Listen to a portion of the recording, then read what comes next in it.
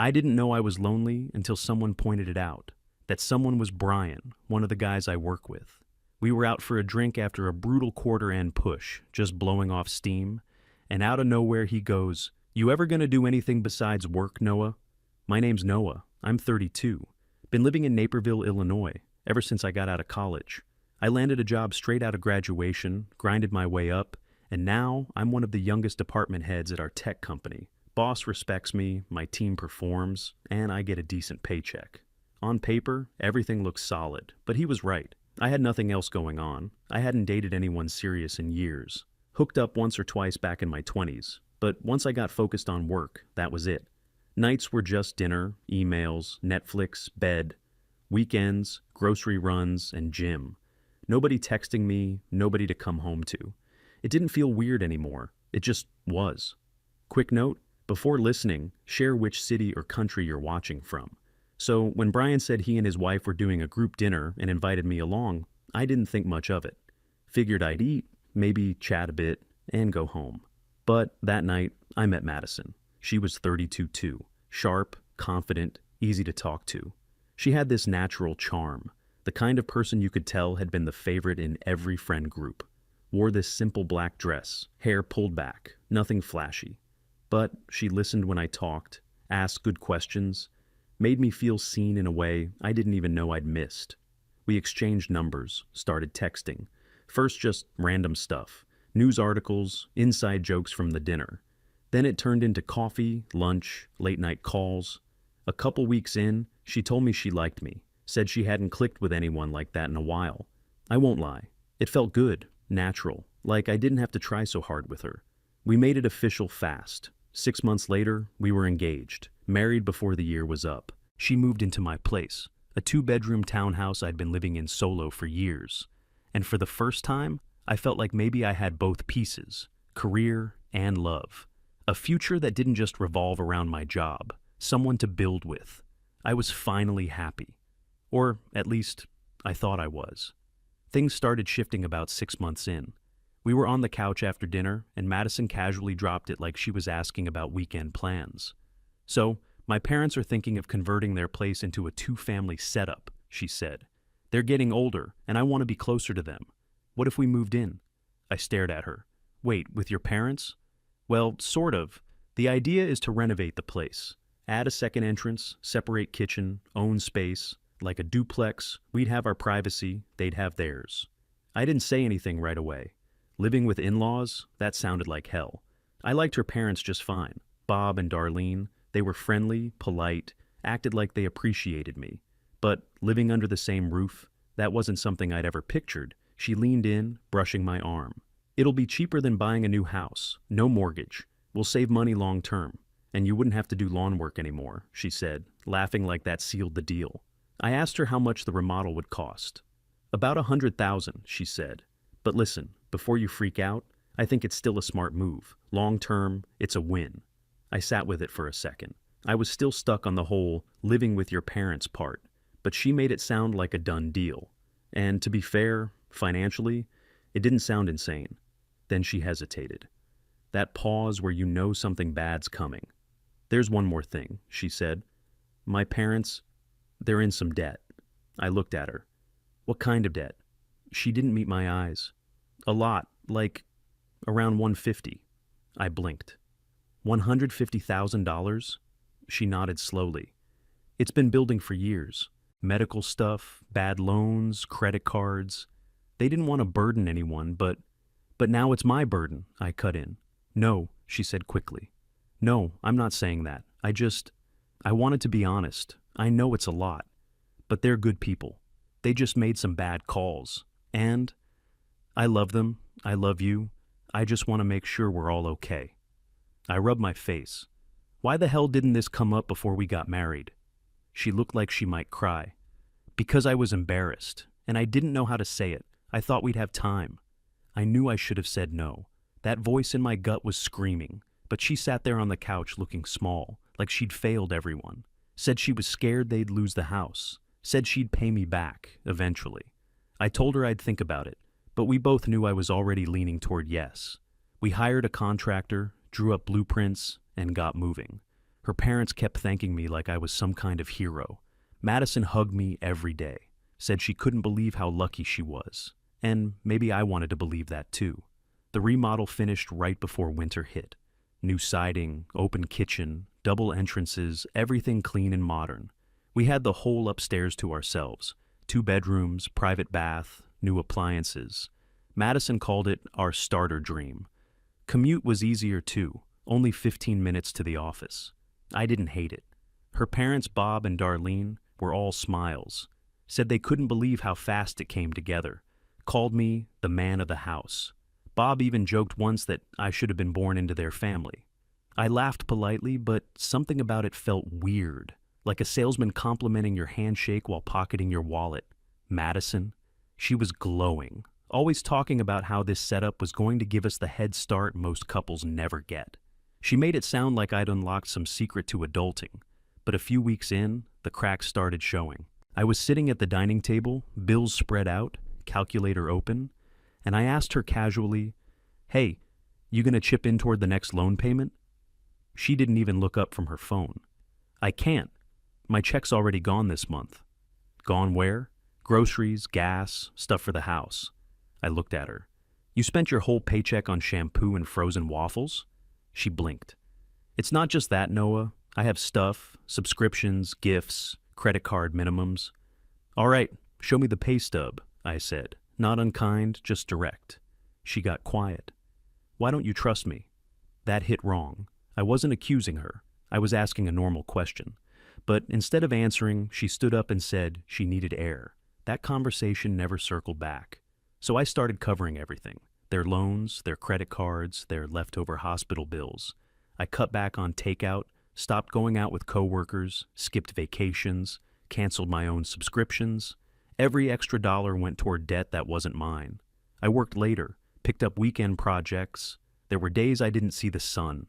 Just woke up, drove, worked, came home to a house full of people I was financially supporting. Madison still acted like we were a team, but she never asked how I was holding up, not once. I checked the numbers that first year and realized I'd put over 30 grand into their debt already. 30 grand out of my pocket. Bob and Darlene acted shocked. "That much already?" Darlene said, eyes wide. "You're incredible. You're like a son to us," Bob added. Madison beamed every time they said things like that. I wanted to believe it was genuine, but something kept bothering me. They were too okay with it, like it was just normal that I was carrying everything. Not one of them ever asked if I needed help or how tight things were getting.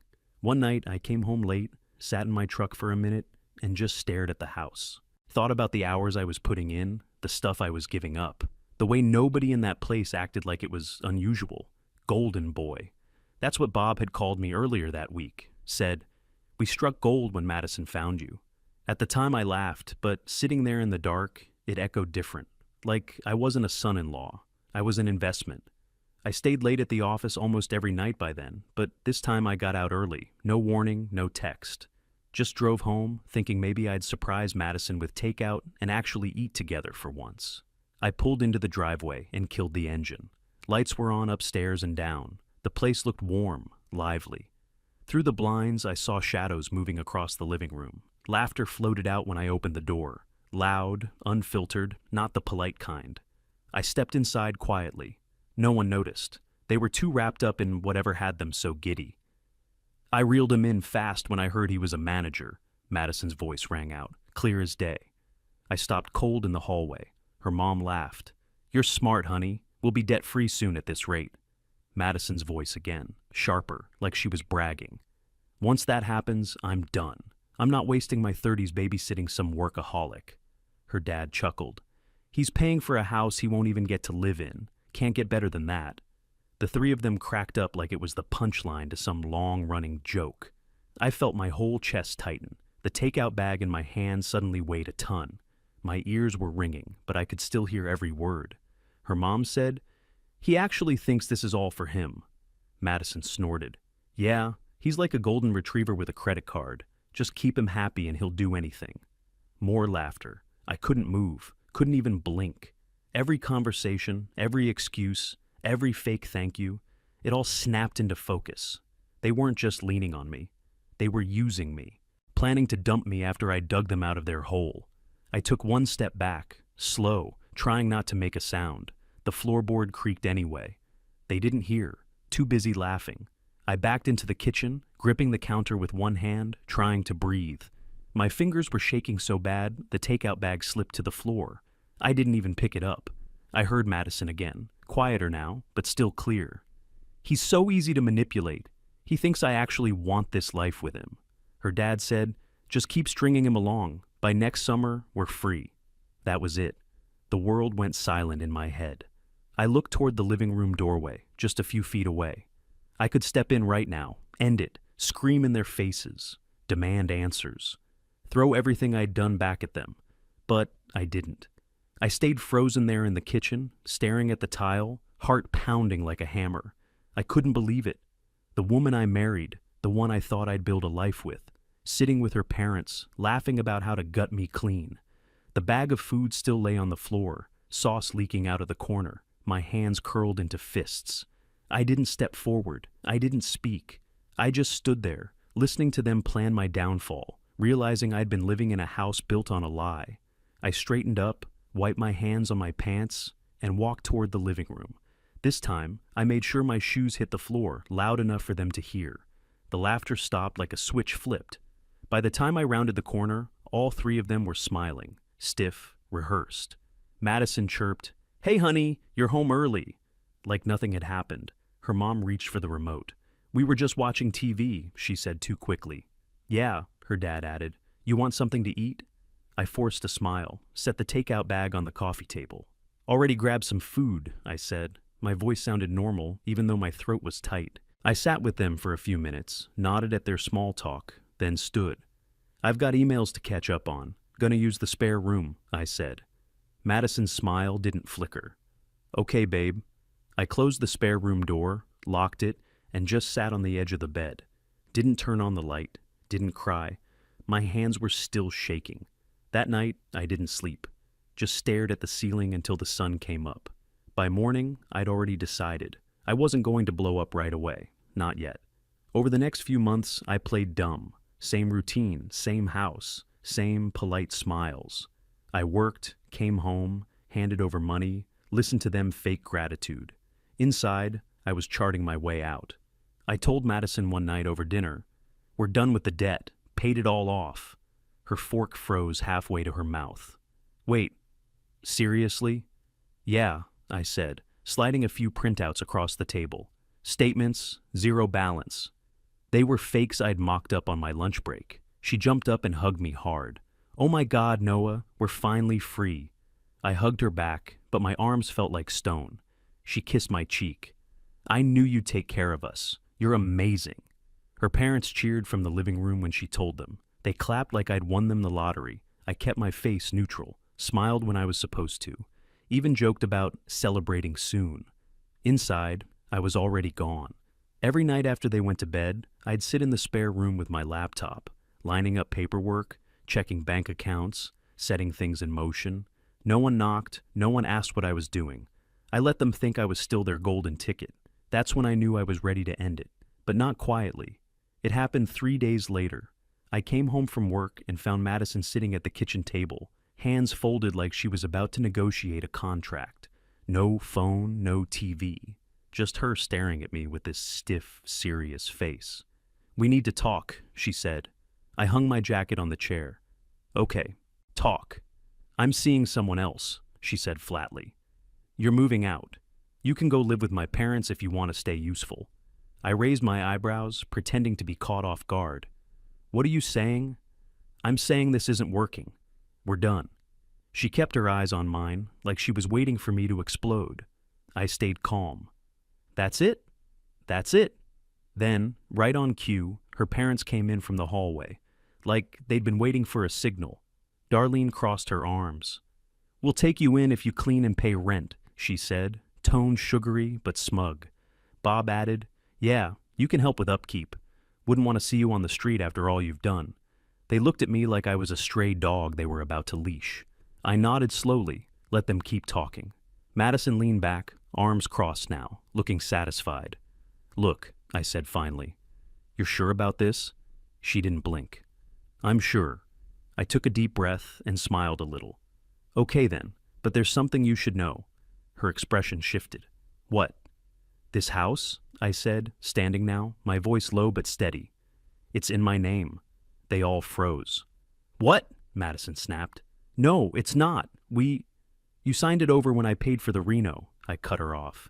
You don't live here anymore. Darlene's mouth opened and closed. That's not possible. It's very possible, I said, pulling a folder from my bag and tossing it onto the table. Deed transfer. My lawyer's name's on the bottom. You all signed? You just didn't read the fine print. Bob reached for the papers with shaking hands. This is a mistake. No mistake, I said. I own this house. Madison stood up fast, palms on the table. You tricked us. I looked her dead in the eye. No, you tried to trick me. They started talking all at once, begging, threatening, sputtering about lawyers and fairness. I let them get it out. Then I added the last nail. Oh, and about the debt? I stopped covering it 2 months ago. Whatever I'd already paid is gone, but the rest is still hanging over you. Here's the proof. I slid another set of documents across the table. Darlene's face went pale. What? Bob's voice cracked. You can't do this? I can, and I did. Madison looked like she wanted to throw something at me. You're unbelievable. No, I said, calm as stone. I'm done being your golden ticket. I grabbed my coat and slung it over my shoulder. You've got 3 days to figure out where you're going. After that, this is trespassing. Their mouths kept moving, but I didn't listen. I was already heading for the door. I barely made it down the steps before the screaming started. Madison came flying out the door behind me. You manipulated me, she shouted. You planned this. I turned around slow. Yeah, I said. I did, after I heard you planning to dump me once the checks cleared. Her parents followed, looking panicked. Darlene kept saying I'd tricked them, that I forged something, that it wasn't legal. Bob just kept muttering, we trusted you, over and over like it was a spell that might reverse everything. You've got 3 days to get out, I said, dead calm. I've already got a lawyer. Papers are filed. Divorce, alimony, lawsuit against you, Madison, and your little side piece. That hit. She blinked like she got slapped. You can't sue him. He didn't even live here, she snapped. Wrong, I said. He stepped onto property I own, contributed to fraud, and damaged a legal marriage. That's enough. My lawyer agrees. Her mouth hung open, but she had nothing. The next morning I got a text from her. All caps, curse words, pure rage. Blocked her. That same week, I filed official eviction paperwork, called a locksmith, had the locks changed the minute they were out. The house felt different once they were gone. Quiet, cold, but clean. I put it on the market within 2 weeks. Got a buyer fast. Young couple, no drama. Sold for $200,000 even. After covering what I'd spent on Reno and the chunk of the debt I did pay, I still cleared $40,000. And that wasn't counting the extra I got from the lawsuits. Madison's little boyfriend folded quick under pressure, settled out of court. My lawyer said we could have gotten more, but I didn't care. I just wanted it done. Clean, final. Her parents ended up coughing up $60,000 in a separate agreement. Turns out they had assets hidden. A second account Darlene forgot to mention during all those tearful dinners. My lawyer found it. They tried to drag things out, sent letters, begged for extensions, played the sympathy card. I didn't bite. By the time the dust settled, debt collectors were circling them again like sharks. I made sure the banks got wind of that hidden account too. Let the vultures finish the job. I moved into a small condo about 10 minutes from the office. Nothing fancy, but clean, quiet mine. Took a week off work, flew to Arizona, hiked alone for 3 days, then hit Colorado, then Florida. Just kept moving. Somewhere between hotel rooms and quiet breakfasts, I stopped checking my phone every 5 minutes, started sleeping through the night again. I kept working, still grinding, but smarter now. Investing, stacking, cutting waste. I've got backup accounts, better advisors, and a radar that can smell a freeloader from a mile off. Yeah, I got played. I can admit that. I was too trusting, too proud, too blind. But they made one mistake. They thought I was stupid. They thought I wouldn't fight back. Now they're broke, embarrassed, and exactly where they belong. At the bottom. And me, I'm just getting started. The last time I saw Madison was in court. She showed up late, sat down 2 rows ahead, didn't even glance back. Hair greasy, sweater wrinkled. She looked like hell. Probably because the guy she left me for vanished the second those court papers hit his mailbox. She didn't say a word during the whole thing. Not when the judge finalized the divorce. Not when they read out the settlement. Not even when she was forced to sign the last of the paperwork. Couldn't look me in the eye once. Her parents didn't show at all. Guess gas money was too much to ask now that their human ATM closed. When it was over, I walked out alone. Sun was blinding that day, courthouse steps hot under my shoes. I climbed into my truck, shut the door, and just sat there. I stayed parked for maybe 10 minutes, watched people walk by. A dad holding his daughter's hand. Two guys arguing over a parking ticket. Life kept moving. Mine was finally mine again. These days, I keep things simple. I don't date much. I work, I lift, I invest, I eat what I want, sleep when I want, go where I want. I don't explain myself anymore, but I'm not closed off either. I've got a few solid people in my corner. Co-workers, gym buddies, a neighbor who watches my place when I travel. No drama, no games. Took me a while to figure out what real trust looks like. Now I don't hand it out unless it's earned. That version of me, the guy who believed love was enough, he's gone. I buried him the second she laughed about using me. I'll never let someone walk over me again. Not for love, not for pity, not for some fake picture of family.